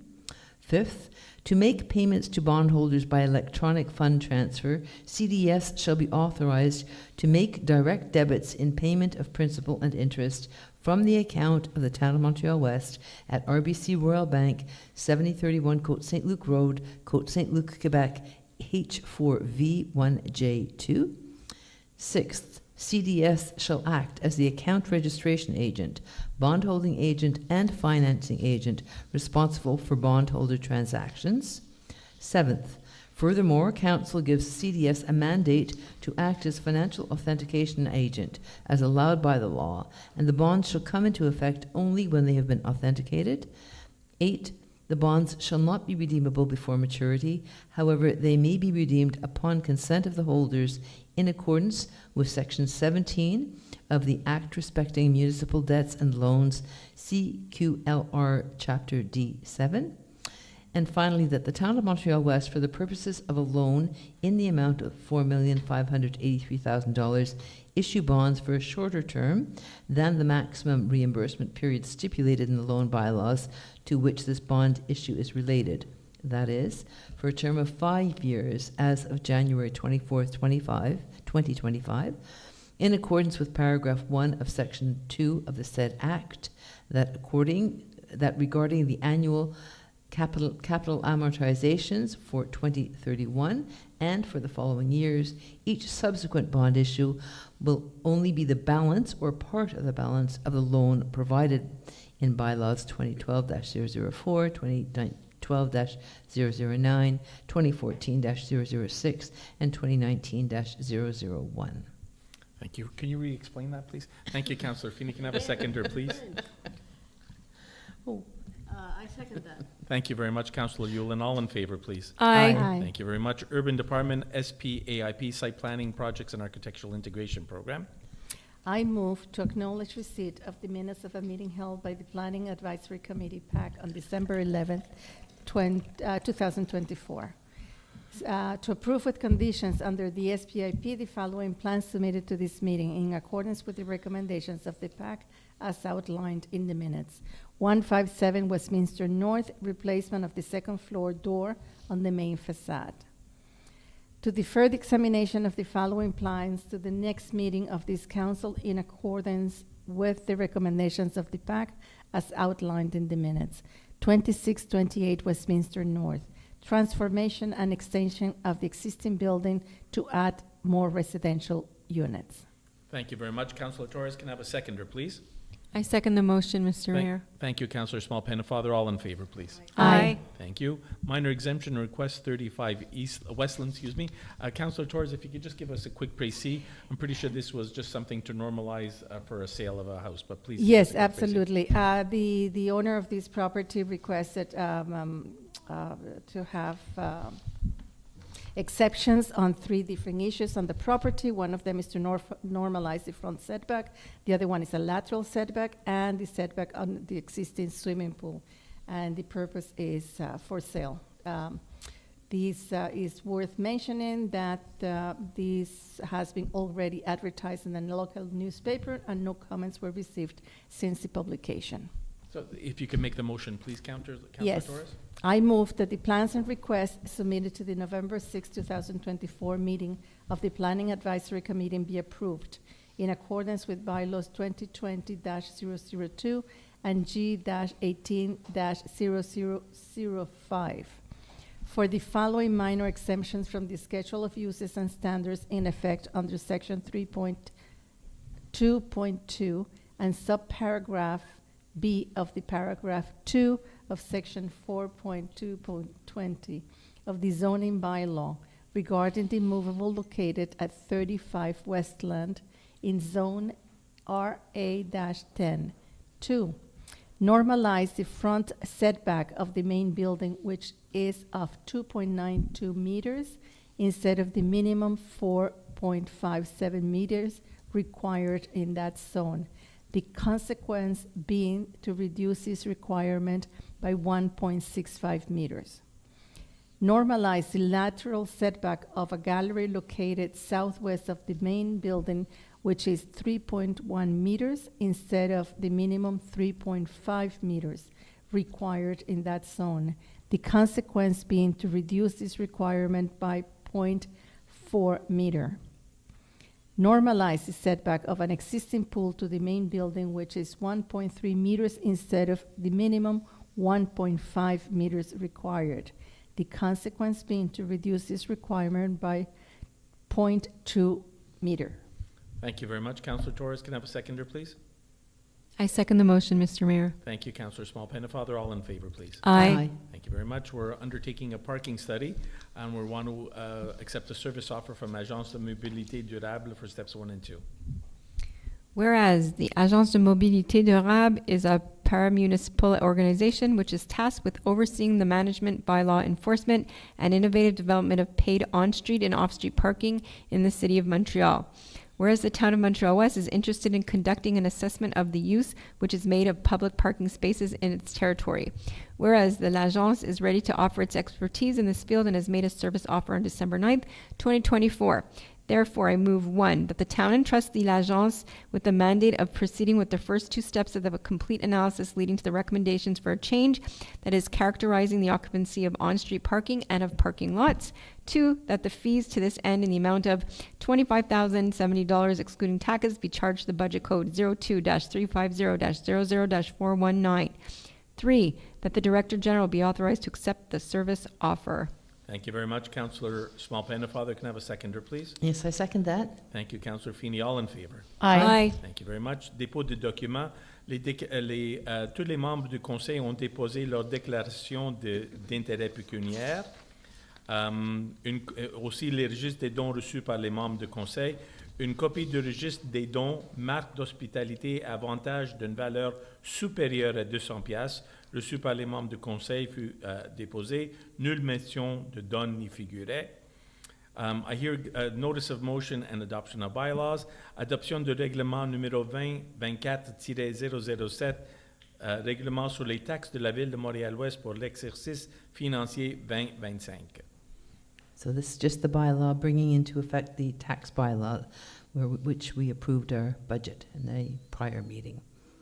Attendu qu'une copie du projet de règlement a été déposée lors d'une séance précédente, l'avis de motion a été donné et mis à la disposition du public en conformité à la loi, attendu que lors de la présente séance, l'objet et la portée de ce règlement ont été résumés. En conséquence, je propose que le règlement numéro 2024-007, intitulé « Règlement sur les taxes de la Ville de Montréal-Ouest pour l'exercice financier 2024 » soit adopté. Merci, la conseillère Feeney. Je peux avoir l'appui, s'il vous plaît? Oui, je l'appuie. Merci, la conseillère Yulin. Tout en faveur, s'il vous plaît. Oui. Oui. Parfait, merci. Second question period, folks. If there's any questions that you have, I haven't received anything online. If there's anything in particular about the agenda, otherwise, si je peux avoir quelqu'un pour proposer la levée de la séance, s'il vous plaît. Oui, je propose de lever la séance. Merci, la conseillère Yulin. L'appui, s'il vous plaît. Oui, je l'appuie. Merci, la conseillère Torres. Torres, merci. Tout en faveur, s'il vous plaît. Oui. Oui. Thank you very much. Folks, thank you very much for coming out. Happy holidays to whatever holiday you're celebrating.